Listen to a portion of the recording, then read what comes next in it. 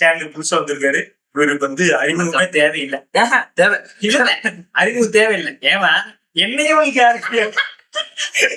Interview கொடுக்குறது ராவணன் படத்தை பத்தி பேச போறோம்.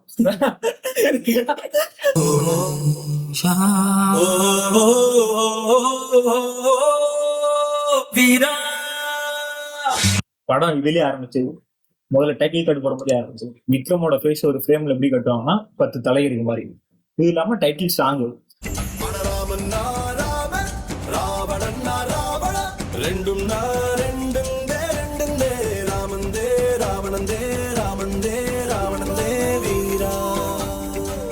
ராமன் தான் ராவணன் தான் ரெண்டும் தான் வீரன் தான் வீரா அப்படிங்க. யார் பாயிண்ட் ஆஃப் வியூ இருந்து பாக்குறவங்க பொறுத்தா இருக்குது.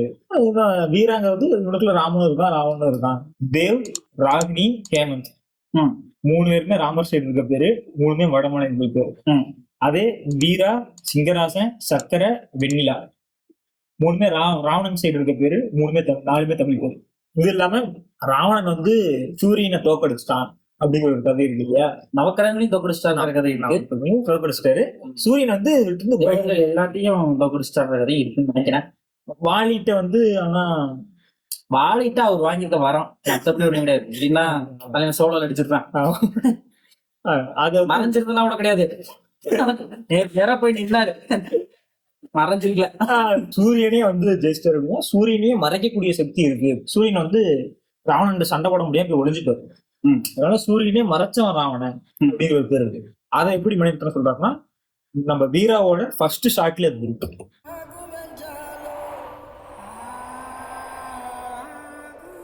இந்த ஒரு ஷாட்ல மட்டும் இல்ல, இன்னொரு ஷாட்லயும் இருக்கு.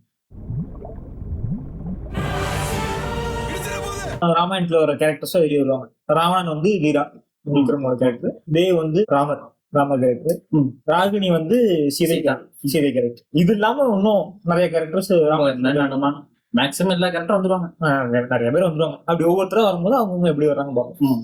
இப்போ வந்து சீதையை வந்து ராவணன் கடத்தரிச்சு. அப்போ வந்து கடத்திட்டு போகும்போது ஜடாயு வந்து போய் ராவணன்கிட்ட ஃபைட் பண்ணும். அந்த சீனை வந்து எப்படி காமிச்சிருக்காரு மணி.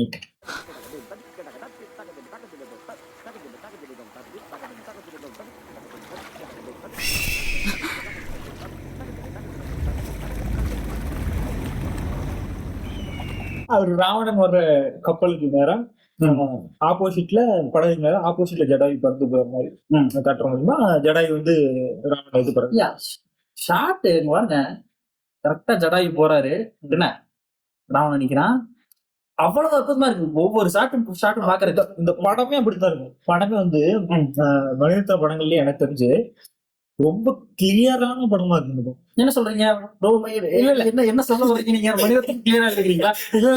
இல்ல, மணிரத்னோட சொல்லுவாங்க மணிரத்னம் படம்னா நீங்க மத்தவங்க கேட்டு தெரிஞ்சுக்கணும். அது ஷார்ட்ல சொல்ல வரத பாத்தீங்களா? அதான் சொல்லுவாங்க.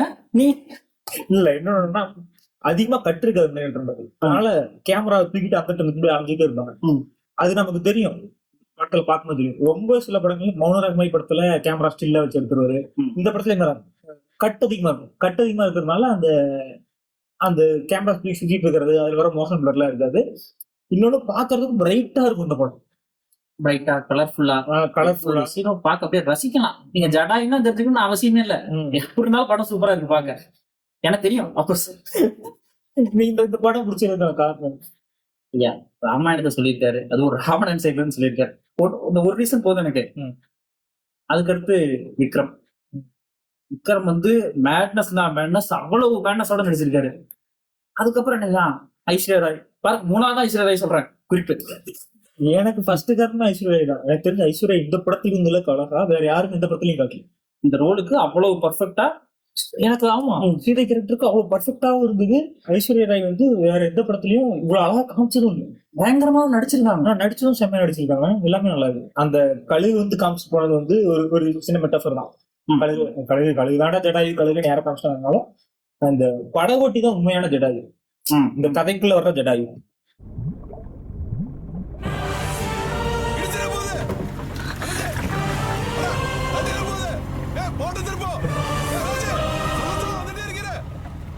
இடிச்சிற போது நிறுத்துங்க ராவணன் நிறுத்துறாரு. அவரால் நிறுத்த முடியல. இந்த ஷாட் பாருங்க, கீழே தண்ணிக்குள்ள இருந்து வானத்தை பார்த்த மாதிரி ஷாட்டு. 2 கப்பல் மோதிக்கிற 2 விமானம் மோதிக்கிற மாதிரி இருக்கும். ஜடாயும் ராவணன் மோதிக்கிற அந்த ஃபீல் வரும். புஷ்ப விமானமும் ஜடாயு பேர்டு இவரால் பறக்க முடியாதுங்கிறனால இப்போ போட்ல வர்றாரு. ஓகேங்களா, இந்த டர்பைன் தான் புஷ்ப விமானம், அதுக்கு தான் அந்த ஃப்ளவர் மாதிரி வச்சிருக்காங்க. நம்மளோட இன்டர்பிரேஷன் தான். ஆட்டுங்கிறது என்ன, நமக்கு என்ன தோணுதோ அவன் ஆட்டும். அவன் அவரா வந்து சொன்னாதான் அப்படி சொல்லிட்டாருன்னா நான் இதுக்காக தான் வச்சிருக்கேன் அப்படின்னு சொல்லிட்டாருன்னா அவர் தோத்துட்டாரு. சீதையை வந்து எப்படி ராவணன் வந்து கைப்பற்றிட்டான் அப்படிங்கிற காட்டுறதுக்கு ஒரு ஷாட். பிரைட்ல இருக்கிற ராகினி அப்படியே அவன் அந்த ராவணனோட போட்டோட ஷேடோ வந்து மறைக்குது. அது மூலியமா ராவணன் கைப்பிடிக்கிறான் அப்படிங்கிறது விஷுவலா சொல்றாரு. அழகி நடிப்பை பாருங்க, ஜஸ்ட் பாருங்க. ஓ ஐயா, இவருன்ட்டு இல்ல, இவங்க 2 பேருன்ட்டு இல்ல, ராமனா ஆக்சுவலா சூப்பரா நடிச்சிருப்பாரு. அதே மாதிரி அண்ணா பத்தி அவர் நல்லா நடிச்சிருப்பாரு. அதே மாதிரி ஒவ்வொரு கேரக்டருமே அவங்களோட ரோல ரொம்ப கணக்கச்சிதமா பண்ணிருப்பாங்க. நல்லா நடிச்சிருப்பாங்க, எல்லாருமே நடிச்சிருக்காங்க. அதுதான் படத்தோட பிளஸ் பாயிண்ட். நடிக்க தெரிஞ்ச ஆளுக்கு படத்துல போட்டு. வீராவோட அண்ணன் ராமாயணத்துல ராவணனோட அண்ணன் யாருங்க? கும்பகர்ணன். ராமாயணத்துல தம்பி தம்பி கும்பகர்ணன் தம்பி.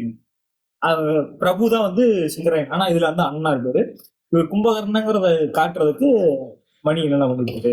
நல்ல விட கோழி குழம்பு ஒரு வாய் உருட்டி தரட்டுமா?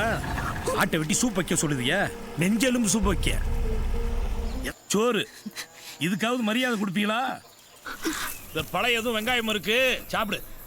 நெல்லிக்காய் திம்பல வெங்காயத்தை கடிச்சுக்கிடுங்க, நெல்லிக்காய் கவுக்குன்னு போட்டுங்க. தாகத்துக்கு தண்ணியும் பசிக்கு சோறும் வச்சிருக்கேன். வெரைட்டி வெரைட்டியா சாப்பிடுறாரு. அடிச்சுடுங்க. பிரபுவோட ஃபர்ஸ்ட் சீன்ல இருந்து லாஸ்ட் சீன் வரணும் சாப்பாட்டை பத்தி பேசுற ரெஃபரன்ஸ் வந்துட்டே இருக்கு. பிடிச்ச ஒரு ஆட்ட வருவாருங்க அந்த சீன. இது வரைக்கும் கெடா வெட்டிக்கு அவ்வளவு சந்தோஷப்பட்டு நான் பார்த்ததே. ஆமா ஆமா.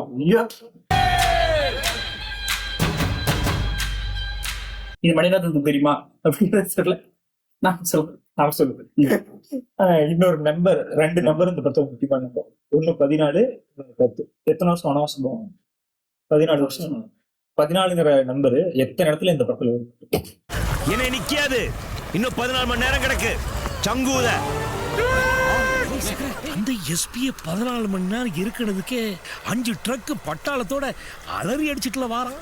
14 நாள் அவனை அலக்கடிச்சு இழுத்தடிச்சா 14 மணிக்கூர் நீ 14 நாள் ஆகுது. எழுதி வச்சுக்கிடுங்க. 14 வருஷமான இவர் அவளை விட மாட்டாரு. 14 நிமிஷத்துல வந்து கூட்டிட்டு போயிருக்க வேண்டாம். 14 நாள் உன்னை கூட வச்சிருந்தாங்க. 14 ராத்திரி 14 பகல். அங்க 14 நாள் எப்படியோ உயிரை காப்பாத்திட்டேன். உங்க 10 கேவலமான வார்த்தையில செத்து போயிடுவேன். 14 கேவலமான வார்த்தையில செத்து அப்படி 10 கேவலமான வார்த்தையில சொல்லுங்க. 10 ராவணனை பிடிக்கணும் இல்ல, இன்னொரு 10 இல்ல. 10ங்கிற நம்பர் இந்த படத்துல எத்தனை தடவை வருது? ஏற்கனவே தலைக்குள்ள 10 குரல் கேக்கு. வீரா அந்த பொம்பளை கொண்டு யோசிக்காதல, பட்டுன்னு போட்டு டப்பு டப்பு டப்பு சுட்டுடே. எங்க 10 தலை சேர்ந்தாலும் அவங்களுக்கு ஈடாக முடியாதோ? நாங்க எல்லாம் 10 தலை ராவண இல்ல. இப்படி 10 நம்பர் மட்டும் சொல்லாம விக்ரம் மேடம் நடந்துக்கும் போது அவர் அவருக்குள்ள 10 குரல் கேட்கணும். 10 தலையில இருந்து 10 குரல் கேட்கற மாதிரி அதுக்கு ஒரு சீன் இருக்கு. ஒரு சீன்ல நிறைய சீன்ல அப்படிதான் நடந்து போயிருக்கு.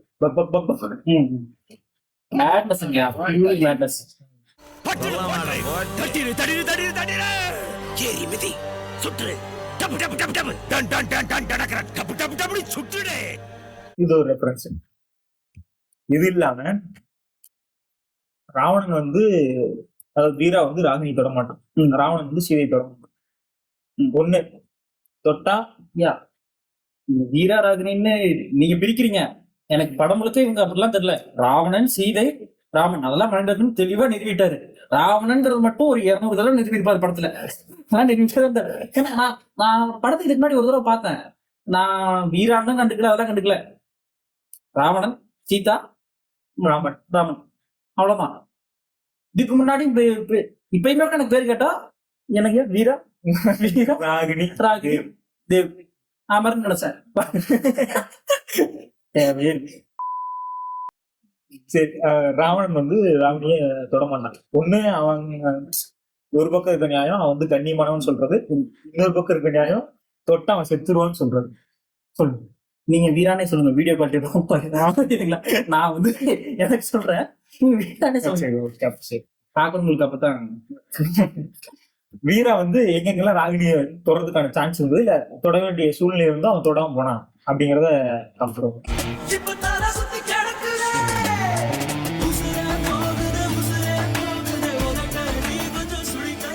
ஆக்சுவலா வந்துட்டு இதுதான் ஃபர்ஸ்ட் டைம் அவங்க 2 பேரும் தொடர்றதுக்கான கம்பல்ஷன் ஒரு இடம்னு நினைக்கிறேன். ஆமா ஆமா.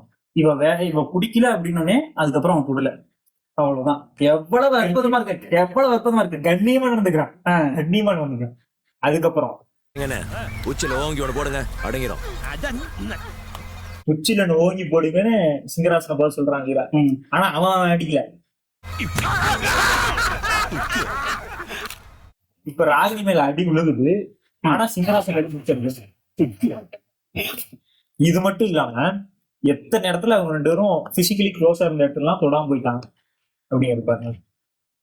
இந்த இடத்துல தொல்ல, இந்த இடத்துலயும் தொல்ல, இந்த இடத்துலயும் தொல்ல, எந்த இடத்துலயும் தொடல, எந்த இடத்துலயும் தொல்ல, எந்த இடத்துலயும் தொல்ல. ஹனுமான் கேரக்டர் ஞானப்பிரகாசம், ஹனுமான் காட்டுல இருப்பாருங்கிற மாதிரி ஞானப்பிரகாசம் ஃபாரஸ்ட் ஆபீசர். அவர் எப்படி ஹனுமானோட லிங்க் பண்றாரு அப்படின்னு பார்த்தா அவரோட ஓப்பனிங் சீனே வெத்து வெட்டு போலீஸ் கிட்ட துப்பாக்கி. இதோட மட்டும் நிறுத்தல, சார் எனக்கு இந்த ஆள் மேல நம்பிக்கை இல்ல. அப்படின்னு குரங்கு மாதிரி சவுண்ட் இருக்காரு. முதல்லயே பதிவாயிருச்சு. அதுக்கப்புறம் அவர் கார்ல கூட உட்கார வச்சிருக்கலாம். ஆனா காருக்கு மேல உட்கார வச்சு தலைகளா புளிய வச்சு சத்தம் வருது. இதோட மட்டும் இல்ல, தேவே அவர் வாயால சொல்லுவாரு, இந்த குரங்கு வேலையெல்லாம் பாட்டில்னாலயா? இந்த மாதிரி குரங்குன்னே என்னால ஒன்றும் ஒத்துக்க முடியல. ஏன்னா அது கூட பண்ண முடியும். ஐயா ஆளெல்லாம் வச்சு நீங்க இது பண்ணிட்டு இருக்கிறீங்க. சிவபெருமான ஒரு அவதாரம். இப்ப வந்து ஜடாயு சொன்னோம்ல, அந்த படகோட்டி தான் ஜடாயு. ஜடாயு என்ன பண்ணுவான், ராமன் டைம் ராமன் வந்து ஜடாயு பார்க்கும்போது ஜடாயுக்கு ஒரு ரெக்கை வெட்டப்பட்டிருக்கும். அடி பின்னிடுவார் தலைவர். ஜடாயு அந்த ரெக்கையை வெட்டப்பட்டு படுத்திருக்கும் போது ஜடாயு தான் வழி சொல்லும், ராமருக்கும் லட்சுமணுக்கும் வெளியே தூக்கிட்டு போனாங்க அப்படின்னு அந்த படகோட்டி பாரு. நேரத்தை வீணாக்காம கிழக்கால கிழக்கால மேகமலை உச்சிக்கு வர சொன்னாங்க அப்படின்னு வழி சொல்லுவோம். இவன் தான் ஜடாயு. உன் முடிவு என்னாலதான் ஏற்கனவே தெளிவா எழுதி வச்சுட்டாங்க. முடிவு என்னாலதான் ஏற்கனவே தெளிவாக எழுதி வச்சுட்டாங்க. இந்த ராமாயண கதையெல்லாம் வந்து ஏற்கனவே எழுதப்பட்ட கதை தான். இது நடக்கும்னு எல்லாத்துக்கும் தெரியும், எல்லா ரிஷிகளுக்கும் தெரியும். இந்த ராஜரிஷி படத்துல கூட சிவாஜிக்கு சொல்லுவாங்க, ராமனோட மனைவி சீதைக்கே அப்படி ஒரு இது இருக்கும்போது சீதை வந்து ரொம்ப கஷ்டப்படுவாங்க. 14 வருஷம் வனவாசம் போவா, அவ கடத்திட்டு போயிடுவாங்க அப்படின்லாம் சொல்லுவாங்க. தெரிஞ்சோம் போய் கல்யாணம் பண்ணிக்கிட்டு 14 வருஷம் போனதுக்கு அப்புறம் வந்து நீங்க வீட்டை விட்டு வெளியே அனுப்புறீங்க. என்ன ராவணன் வந்து 10 தலையுடையவன் 10 தலையுடையவன் சொல்றது வந்து இது நமக்கு இருக்க ஒரு மேஜிக் மூமெண்ட் கிரியேட் பண்ணும் கதை இல்ல. மேஜிக் மூமெண்ட்னா நீங்க நினைக்கிற மாதிரி மேஜிக் மூமெண்ட் இல்ல. ஐயா அவரு இல்ல டீம் டோட்டலர் சரி, மேஜிக் மூமெண்ட்ஸ் நான் நினைக்கிறேன். 10 தலைகளுடையவன் வந்து தப்பா சொல்லிட்டோம். 10 கலைகளுடையவன், 10 கலைகள் தெரிஞ்சவன், 10 கலைகள்ல சிறந்தவன் தான் திடீரென தென்படுகிறார் சிவன். கலைவத்தில் தலை சிறந்தவன், திசையிட்டும் புகழ் கொண்டவன் ராவண பெருந்தகை. கலைவத்தை தலைவட்டாக்கி விட்டடா. 10 கலைகளுடையவனும் 10 தலைகளுடையவனு இப்படி சித்தரிச்சுட்டாங்க அப்படின்னு சொல்றான். அதுக்கு இந்த படத்துல ஒரு சீன் வருது. வீரையா தொட்ட ஞானிங்க, பேருக்கு ஏத்த மாதிரி வீரங்க, எமனே வந்தாலும் திமிரா நிக்கிற போர் வீரங்க. பலவருங்க எம்பிட்டு பெரிய விஷயமா இருந்தாலும் நறுக்குன்னு 2 பேர்ல சொல்லிடுவார்ல. முக்காலி குதிரையில இருந்து புலி வேஷம் வரைக்கும் எல்லா வேஷம் வெளுத்து கட்டுவாரு. நல்ல கூத்தாடிங்க. ஆற தப்பட்ட அடிக்க ஆரம்பிச்சுட்டாரு வச்சீங்க.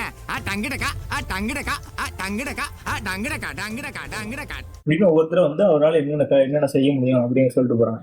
இது சொல்லிட்டு போனதுக்கு அப்புறம் ஞானப்பிரகாசம் நம்ம ஹனுமான் என்ன சொல்லி போட்டுருவோம். 10 பேர் 10 விதமா வந்து குழம்புங்க. ஏன் ஒத்தத்திலேயே சுத்துது.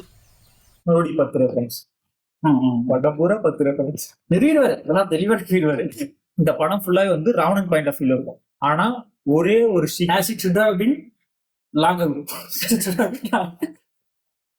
அப்படிதான் இருந்துக்கணும். நீங்க அப்படி இருக்கணும், ராவணன் பக்கம் இருந்து இந்த கதையை பார்க்கணும் அப்படின்னு நினைச்சீங்கன்னா இந்த படம் வந்து ஒரு படம் இருக்கு. ஆனா புத்தகமா வந்து ராவண காவியம்னு ஒரு புத்தகம் இருக்கு. அது இல்லாம இன்னொரு புத்தகம் வந்து நார்த் இந்தியால ஒருத்தர் வந்து ராவண ப்ரொட்டகானிஸ்டா வச்சு எழுதுற ஒரு கதை இருக்கு. அந்த புக் பேர் ஞாபகம் இல்லை, நான் வீடியோ வரணும் எடிட் பண்ணி கீழே புக் நேம் போடுறேன். அது மாதிரி இந்த படத்துலயும் வந்து ராவணனோட பாயிண்ட் ஆஃப் வியூ ஃபுல் படமும் இருக்கும். ஆனா ராமன் பாயிண்ட் ஆஃப் வியூல ஒரே ஒரு சீன், ஒரே ஒரு சீக்வன்ஸ் மட்டும் இருக்கும்.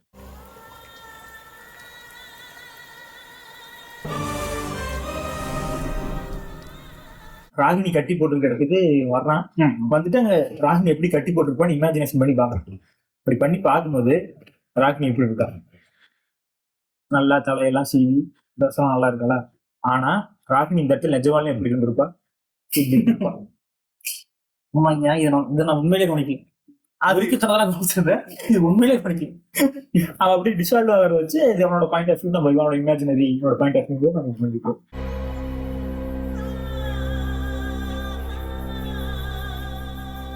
இந்த ஷார்ட் மூலியமா மணித்தாத் என்ன சொல்றாருன்னா, தூங்கிட்டு இருக்காங்கன்னு சொல்றதா என்ன ஷேப்ல படுத்திருக்கா, ஒரு குழந்தை தருவோட என்ன ஷேப்ல இருக்குமோ அந்த ஷேப்ல படுத்திருக்கா. எங்க படுத்திருக்கா? பூமிக்குள்ள படுத்திருக்கா. சீதை யாரோட பூமி? பூமாதேவியோட பூமி. Mani Ratnam is a good. Thug life best to differ. நானும் மணிரத்னம் தான். ஆனா என்ன பண்றது, தக் லைஃப் மாதிரி படத்தை எடுத்திருந்தாலும் விட்டு கொடுக்க முடியாது தாத்தா. நான் போய் வெளியில போய் பேச முடியலையா, யார்கிட்ட போய் கேட்டாலும் தக் லைஃப் வாங்குறானு. என்ன செய்ய சொல்றீங்க? நான் உங்க படத்துல ஒரு 10 படம் பார்த்திருப்பேன், எல்லாம் அற்புதமா இருக்கு. ஆனா போயிட்டு உங்களுக்காக சப்போர்ட் பண்ணி பேச முடியும், தக் லைஃப் எடுத்துட்டாரு அப்படின்னு. என்ன செய்ய சொல்றீங்க? பொன்னியின் செல்வன்ல வரும் இல்ல, பொன்னியின் செல்வன் தனி பாட்காஸ்ட் இருக்கு, அது தாண்டி தனியா இருக்கு. இது இல்லாம ராமாயணத்துல இன்னொரு கதையும் இருக்கு. சூர்பனகையோட ஹஸ்பண்ட ராவணன் தான் கொடுப்போம், ஒரு பேட்டில் ஃபீல்ட்ல கொண்டு போவோம். அதே மாதிரி இதுல வந்து வீராக்கருக்கு வந்து வெண்ணிலாவோட ஹஸ்பண்ட உண்மையிலே கடுப்பான சீன் எனக்கு இதுதான். கையை வெட்டுற சீன் பிடிச்சிருந்ததா இல்ல அவன் மேல கடுப்பாச்சா வீரா மேல கடுப்பாச்சா? இவன் மேலதான் கடுப்பாச்சு. வாட்ச் வச்சிருக்கேன், நான் வாங்கி கொடுத்த வாட்ச் வச்சிருக்கேன், ஆனா என் தங்கச்சியை விட்டுட்டேன். வெட்டு. இதுக்கப்புறம் அந்த போட்டோ எடுத்து போட்டோ பப்ளிஷ் பண்ணிடுவாங்க. அது நியூஸ் பேப்பர்ல வரும். நியூஸ் பேப்பர்ல வந்து தேவ் எப்படி பார்ப்பாருன்னா, நியூஸ் பேப்பர் முன்னாடி வச்சிருப்பாரு, பின்னாடி அவங்க ஃபேஸ் இருக்கும். ஆனா வந்து நியூஸ் பேப்பரை முன்னாடி அவங்க ஃபேஸ் பின்னாடி இருந்து தெரியற மாதிரி இருக்கும். அந்த லைட்ல வச்சு பார்த்தா பேப்பர் பின்னாடி இந்த மாதிரி தெரியுமா இருக்கும். அதுல தந்திங்கிற வார்த்தை இருக்கும். தந்திங்கிறது எப்படிப்பட்ட கம்யூனிகேஷன்னா, போன் எல்லாம் எங்கேயும் இல்லை அதிகமா. தந்திங்கிறது சேட்டலைட். போன் அதிகமா புழக்கத்துக்கு வரதுக்கு முன்னாடி ஒண்ணு தபால், இன்னொன்னு தந்தி. தபால் போட்டா அது லேட் ஆகும், போஸ்ட் வரது லேட் ஆகும். அதனால தந்தி அடிப்பாங்க. தந்தி எப்போ யூஸ் பண்ணுவோம்? நம்ம சீக்கிரமா ஒரு விஷயத்தை சொல்லணும் போது தந்தி யூஸ் பண்ணுவோம். எதுக்கு சீக்கிரமா ஒரு விஷயம், சந்தோஷமான விஷயத்தான் அவ்வளவு சீக்கிரமா சொல்ல மாட்டோம். ஒரு துக்க நிகழ்வு வர்றது தான் சீக்கிரமா சொல்லணும். யாரா இறந்துட்டாங்கிறதா ஏமா சொல்லணும், அதுதான் தந்தி யூஸ் பண்ணுவோம். 12 மணி நேரத்துல எடுத்தான் பாதி பழசா ஆயிட்டே இருக்கு, சீக்கிரமா சொல்லணும் அப்படிங்கிறதுக்காக தானே தந்தி எடுப்போம். அதனால இங்க தந்திங்கிற மட்டும் தான் தெரியும். ஒரு பேட் நியூஸ் காட்ட போறான் அப்படிங்கிறதுக்காக இங்க தந்திங்கிற மட்டும்தான் இருக்கும். இப்ப இந்த போட்டோல சிகரெட் வச்சு ஒரு ஓட்டை போடும். ஓட்டை எப்படி போடுது? அவங்க ஃபேஸ் பின்னாடி இருக்கு. ஆனா இவர் பேப்பரோட முன்னாடி வச்சிருப்பாரு. அவங்க ஒவ்வொருத்தங்களுக்கும் பின்னாடி ஓட்ட போடுது. எல்லாத்தையும் பேக் ஸ்டாப் பண்ண போடுறது. ஃபர்ஸ்ட் சர்க்கரை ஓட்ட போடுவாரு. படத்துலயும் அதே மாதிரி வரும். கடைசியா விக்ரம் ஓட்ட போடுவாரு. விக்ரம் கடைசியா முடிச்சு படம் முடியும். இந்த நியூஸ் எல்லாம் எப்படி அவனுக்கு போகுது அப்படிங்கிறப்ப இவன் டீமுக்குள்ள ஒரு ஸ்பை இருக்கும், ரஞ்சித்துங்கிற ஒரு ஸ்பை. இது ராமாயணத்துல எங்க இருக்குன்னா, ராமரோட ஆர்மியில போய் ராவனோட 2 ஸ்பை போவாங்க. அவங்க வந்து விபீஷணன் பிடிச்சி கொடுத்துருவான் ராமர்கிட்ட. மறுபடியும் ராமர் ரிலீஸ் பண்ணிடுவாங்க. அந்த மாதிரி இருக்கும். அந்த மாதிரி இவனுக்குள்ள இவங்க டீமுக்குள்ள வச்சிருக்க ஸ்பை வந்து ரஞ்சித். இந்த ராமாயணம் கதை எதனால ஆரம்பிக்குது? ராமாயணம் கதை ஆக்சுவலா யுத்திலே ஆரம்பிச்சிருக்கு. ஆனா அது கதையானது காரணம் சூர்பனகை. என்ன ஒண்ணு வரல, லட்சுமணன் என்ன ஒண்ணு, சூர்பனகையோட மூக்கா இருக்கு. அத சூர்பனகை என்ன பண்ணாங்க, ஜஸ்ட் அவன்கிட்ட போய் உனக்கு என்ன பிடிச்சிருக்குது அப்படிம்பாங்க, எனக்கு பிடிச்சிருக்கல அப்படி கேட்பாங்க. அதெல்லாம் வந்து ராமாயணம் முழுசா பார்ப்போம், அதுல வரும். ராமாயணம் முழுசா பாக்கணுமா? இல்ல ஆமா, நீங்க ராமாயணத்தை முழுசா படிச்சுட்டு வீடியோ போடணுங்கிற என்ன இருக்கு, அது விஷயத்த சேனல்ல வரும். இவர் படிப்பார். இதே மாதிரி நான் வந்து இப்ப அந்த மூக்க இருக்கிற விஷயம் மணிதாத்தா எப்படி படத்துல வச்சிருக்காரு, அறுத்துருவேன். மூக்க கூட்டிட்டு அறுத்துருவேன் அப்படியே சூப்பனங்கைக்கு போகுது. இவர் சூப்பனங்கைங்கிறதுக்கு பாட்டுலயே ஒரு இடத்துல வச்சிருக்காரு.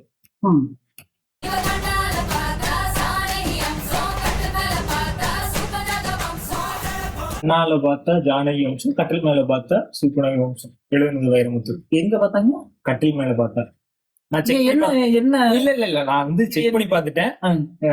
அதோட லிரிக்ஸையும் பாட்டோட லிரிக்ஸையும் வந்து இதுக்கான கூகுள் சர்ச் பண்ணிட்டேன்.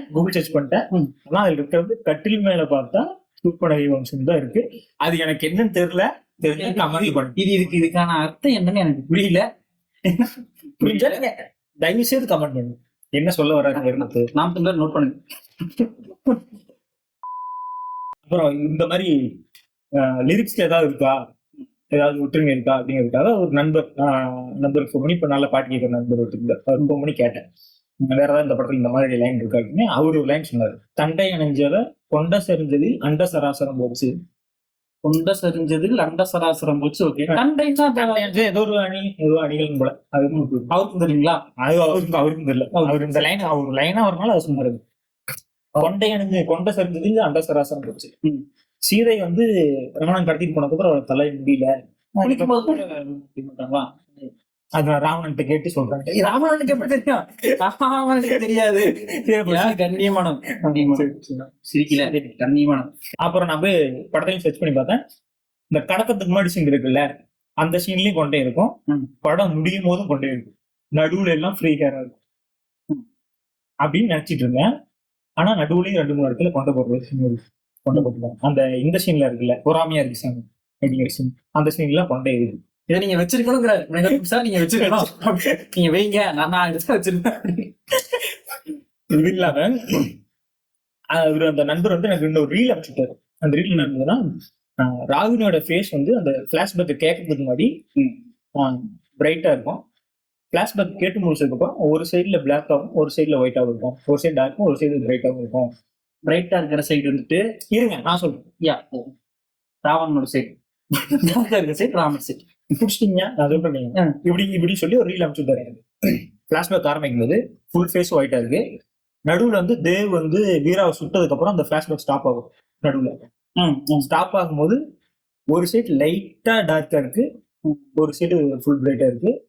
மறுபடியும் அடுத்து ஃபுல் பிளாஷ்பேக் முடியும் போது ஒரு சைடு ஃபுல் டார்க்கா இருக்கு, ஒரு சைடு ஃபுல் பிரைட்டா இருக்கு.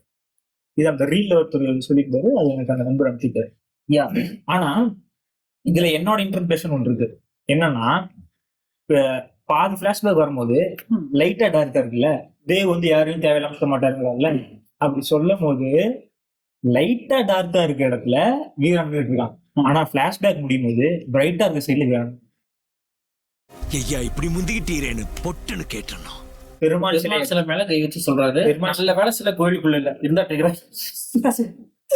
இந்த படத்துக்கு வந்து அசோகனு பேர் பண்ணதான் நினைச்சிருக்காங்க. ஆனா அந்த டைட்டில தனுஷ் அவர் அந்த டைட்டில் வாங்கி வச்சிருக்கனால அது கொடுக்கவும் இல்லையா, அதனால ராவணன் பேர் அப்பாவே தனுஷ் பார்த்தா அடிச்சு போடு மனுஷங்க பையன் மட்டும் தான் அப்படி